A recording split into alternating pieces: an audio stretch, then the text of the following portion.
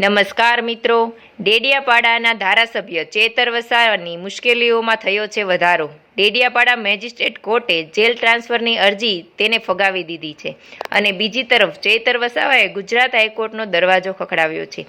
તેમણે ગુજરાત હાઈકોર્ટમાં જામીન અરજી કરી છે, ત્યારે હવે તેમની મુશ્કેલીઓ વધી છે। હાલ આપના ધારાસભ્ય ચેતર વસાવા વડોદરા સેન્ટ્રલ જેલમાં છે।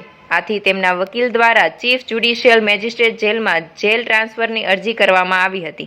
તેમના વકીલ દ્વારા કરવામાં આવેલી અરજીમાં દલીલ કરવામાં આવી હતી કે ધારાસભ્યના પરિવારજનો અને સમર્થકોને મળવા માટે વડોદરા જવું મુશ્કેલ છે, આથી તેમને રાજપીપળાની જેલમાં મોકલવામાં આવે।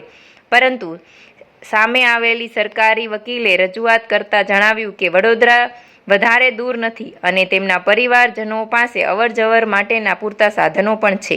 આટલું જ નહીં, આગામી દિવસોમાં ડેડિયાપાડાની અંદર જાહેર સભાઓ પણ યોજાવાની છે, જેમાં અરવિંદ કેજરીવાલ અને ભગવત માન પણ હાજર રહેવાના છે, એવી શક્યતાઓ સામે આવી રહી છે। આ તમામ મુદ્દાઓને ધ્યાનમાં રાખીને જેલ ટ્રાન્સફરની અરજીઓને ફગાવી દેવામાં આવી છે।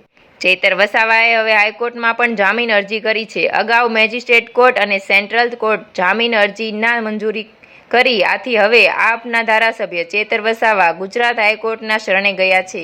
માહિતી અનુસાર 22 જુલાઈ એટલે કે આવતીકાલે હાઈકોર્ટમાં ચેતર વસાવાની જામીન અરજી પર સુનાવણી પણ હાથ ધરવામાં આવવાની છે। ધન્યવાદ।